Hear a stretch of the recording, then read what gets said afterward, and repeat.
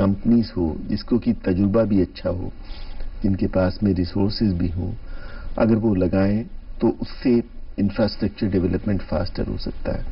तो चॉइस जो होगी अगर ये ट्रांसपेरेंट तरीके से हो, चॉइस विल बी बेटर। बिल्कुल, चॉइस विल बी बेटर।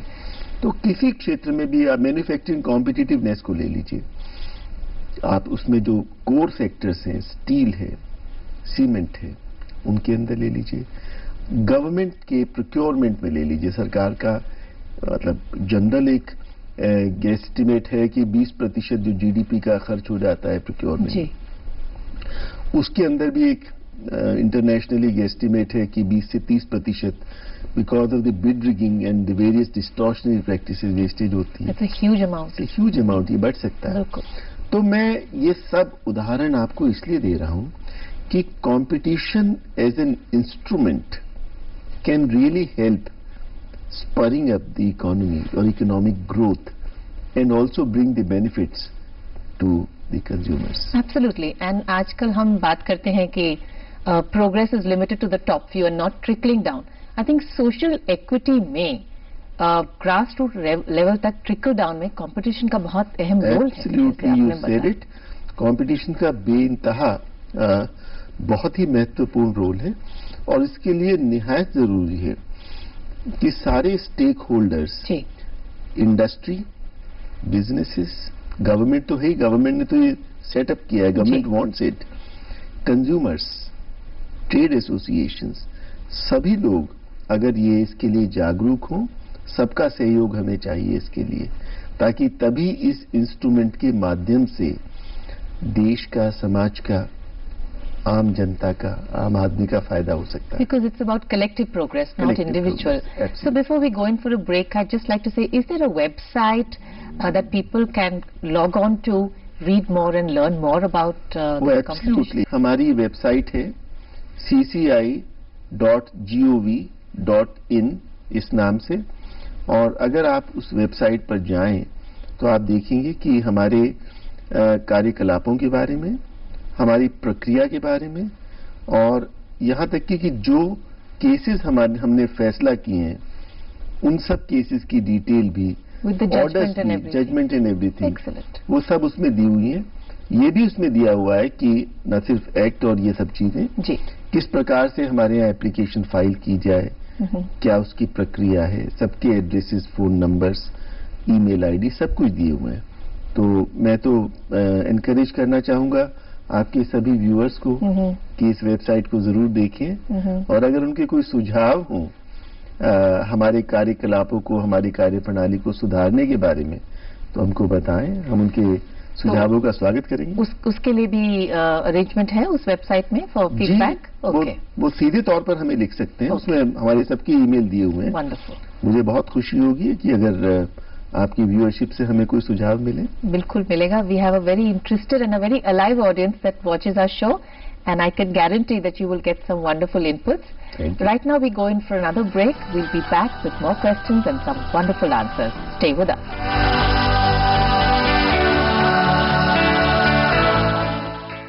सिर की त्वचा की मॉइस्चराइजिंग से ही खूबसूरत बालों की शुरुआत होती है। Head and shoulders dry scalp care अब रिच आमंड ऑयल के साथ ये डैंड्रफ हटाए और सिर की त्वचा को नमी दे ताकि बाल बने खूबसूरत। Head and shoulders dry scalp care.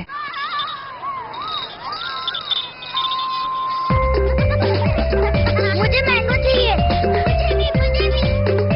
मुझे ऑरेंज, स्ट्रॉबेरी, ग्रेप, मैंगो, एक काला कट्टा,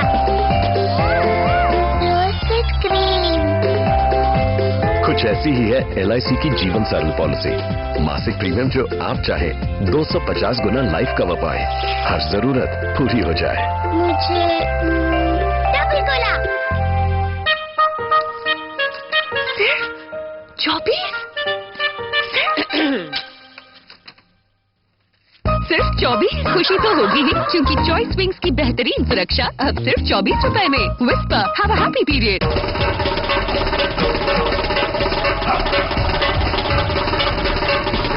A tabla solo is a tabla solo. There is no kind of moving into different territories there. So you have that, and you have something new, which makes it very, very exciting. I think Indian classical music is going to be in a tremendous space in the next 5 years. It's going to be really popular and big time.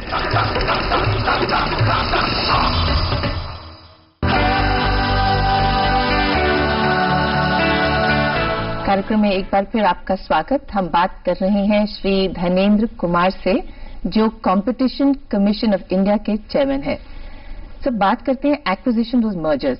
एक company दूसरी company को take over अगर कर रही है तो इसमें क्योंकि फिर वो बड़ी हो रही है, मार्केट शेयर उसका बड़ा हो रहा है, वो कहीं वो मोनोपोली और रिस्ट्रिक्टिव मोनोपोली ना बन जाए, तो आपसे परमिशन लेनी पड़ती है।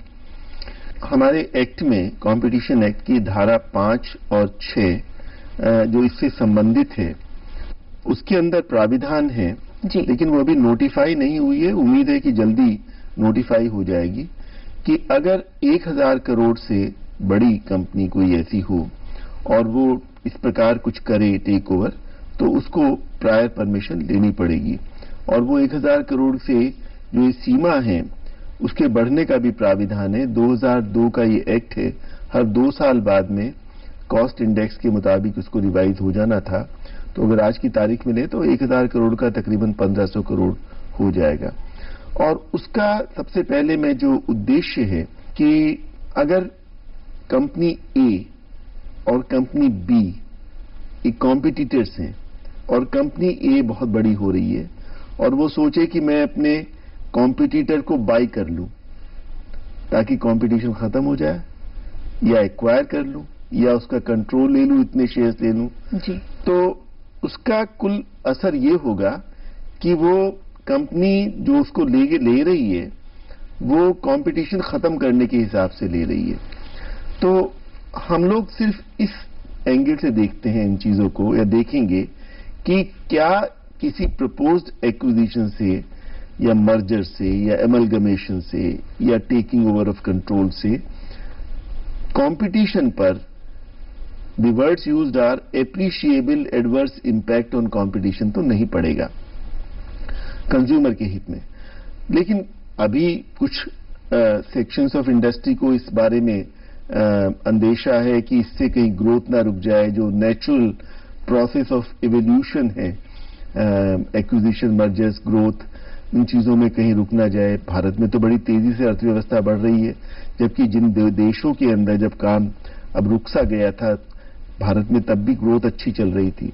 तो मैं एक चीज स्पष्ट कर दूं कि जब भी नोटिफिकेशन होगा, अभी तो हुआ नहीं है, हमारी कुल मंशा यही रहेगी कि इनमें 90 to 95% ऐसे मामले जिनसे कि कोई जबरदस्त प्रभाव, दुष्प्रभाव नहीं पड़ने वाला है, उनको 30 दिन के अंदर अंदर क्लियर कर दें, ऑलमोस्ट ऑटोमेटिक रूट पर या कुछ भी है सॉफ्ट रूट पर। इनफैक्ट हम लोगों ने इंटरनली कहा था कि फाइल, स्माइल एंड गो एक अपना मोटो रखेंगे कि जो लोग आए उनकी सहायता करके फाइल कराएं, चले जाएं। 5% या कुछ ऐसे लोग होंगे जिसमें कि डिटेल्ड स्क्रूटनी करके देखना पड़ सकता है, और उनको भी कोशिश की जाएगी कि जितना जल्दी से जल्दी होता है उतनी जल्दी उनका कर दिया जाए। अपर लिमिट एक्ट में 210 दिन दी हुई थी, हम कोशिश करें कि उसको भी 180 दिन या कुछ ऐसा हो। लेकिन कुल मिलाकर जो जब भी ये होगा, अभी तो खैर काल्पनिक बात है, लेकिन एक्ट में प्राविधान है, जब भी ये होगा तो हम इस प्रकार इसको इम्प्लीमेंट करना चाहेंगे कि इससे ना तो ट्रेड और इंडस्ट्री की ग्रोथ में कुछ चीज रुके। आफ्टर ऑल हम भारतीय हैं, हम चाहेंगे कि भारत की जो प्रगति है उसमें किसी भी प्रकार की हमारी इंडस्ट्री इकोनॉमी में दुष्प्रभाव ना पड़े। लेकिन कंज्यूमर और मार्केट, उसके हितों की सुरक्षा करने का दायित्व हमारा इसके अंदर लेजिस्लेटिव मैंडेट हमको दिया हुआ है, ये सेक्शन 18 में, ये भी हम देखना चाहेंगे। तो इनमें बैलेंस करते हुए तब एक रास्ता निकालने की कोशिश करेंगे। तो आपने बैलेंस की बात करी, अभी हम इस प्रोग्राम को काफी सीरियस बातें हो गई, अब हम बैलेंस करते हैं। आपके पर्सनालिटी, आपके पर्सनल लाइफ के बारे में कुछ बातें करेंगे, पर उससे पहले बताइए आपकी पसंद का हम एक गाना प्ले करेंगे, कोई खास पसंद? मुझे ये गाना बहुत पसंद है, नए दौर का, ये देश है वीर जवानों का। दिलीप कुमार साहब, ये देश है वीर जवानों का, जो ये है। बिल्कुल। और दिलीप कुमार साहब की बात करें तो इनकी फिल्म में इनके हिसाब से इनके लिए कोई कंपटीशन नहीं। कॉम्पिटिशन बिल्कुल Absolutely नहीं। इसमें कोई शक नहीं। आइए देखते हैं।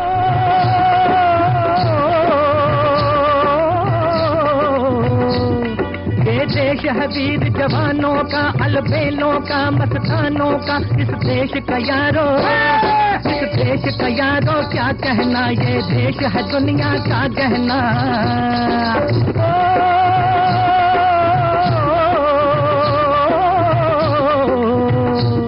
यहाँ चौड़ी छाती वीरों की, यहाँ भोली शक्लें हीरों की, यहाँ गाते हैं रांझे, यहाँ गाते हैं रांझे, मस्ती में मचती हैं धूमें बस्ती में।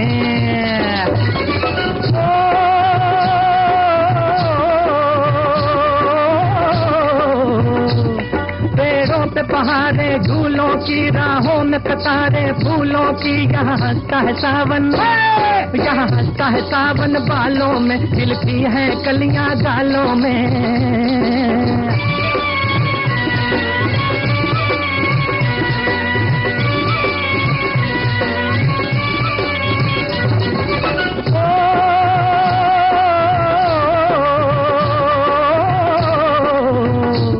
कहीं जंगल शौक जवानों के, कहीं करतब तीर कमानों के, यहाँ नित नित मेले, यहाँ नित नित मेले सजते हैं, नित ढोल और ताशे बजते हैं।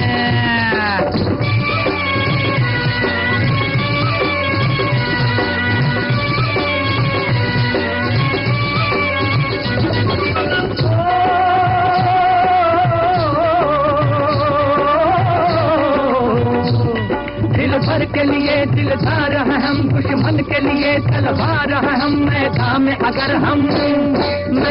अगर हम डट जाए, मुश्किल है कि पीछे हट जाए।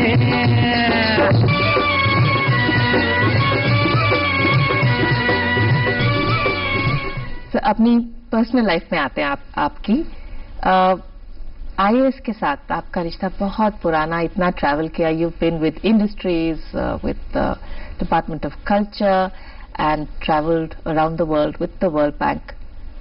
आप हमें बताइए, how do you maintain the balance between your professional and your personal life? धन्यवाद, आपने ये प्रश्न पूछा। देखिए, मैं सहारनपुर के पास एक जगह गंगो, वहां से आया हूँ, वहाँ पैदा हुआ था और 1946 में मेरी बर्थ है। उसके बाद 1968 में मैंने IAS ज्वाइन किया जी। लेकिन सबसे जरूरी बात यह है कि आप धरती से जुड़े रहें और आप हमेशा ये ध्यान में रखें आप भारतीय हैं और भारत के आम आदमी की जो मुश्किलात हैं वो हमेशा आपकी निगाहों में होनी चाहिए। ये ध्यान रहे कि जो भी आप कर रहे हैं क्या उसका कोई फायदा आम आदमी को पहुंच रहा है। गांधी जी ने तो तलिस्मान जो बात की थी वो बिल्कुल सही की थी। अगर पब्लिक सर्विस हमने ज्वाइन की और उसके बाद में हम कुछ भी काम करें कि क्या जो हम कर रहे हैं इससे किसी आम आदमी का, आम भारतीय का फायदा हो रहा है। आज 100 करोड़ से ऊपर की हमारी आबादी है। At the end of the day we owe our life to our country, our common man, the people who have brought us up to this position. तो ये सही है आपकी बात। मुझे सौभाग्य मिला IAS ज्वाइन करने के बाद, हरियाणा कार्ड ज्वाइन किया और उसमें कई पोजीशंस में काम करने का मौका लगा, इंडस्ट्रीज में, इकोनॉमी में, इंफ्रास्ट्रक्चर रिलेटेड फील्ड में, सेंटर में भी काम करने का मौका लगा, इंडिया इन्वेस्टमेंट सेंटर लंदन में, टेलीकॉम में एडिशन सेक्रेटरी या secretary road transport highways infrastructure से रिलेटेड, वाइड अरे of things, you know.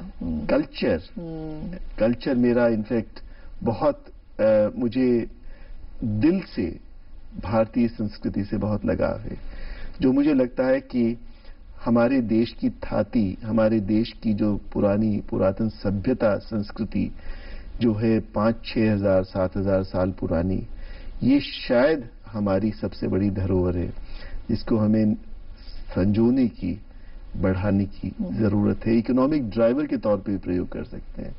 Wonderful, that's a wonderful idea. आपने म्यूजिक में स्पेशलाइज भी किया है? जी बिल्कुल, मैंने म्यूजिक में कोर्स किया था जब मैं इलाहाबाद यूनिवर्सिटी पढ़ता था।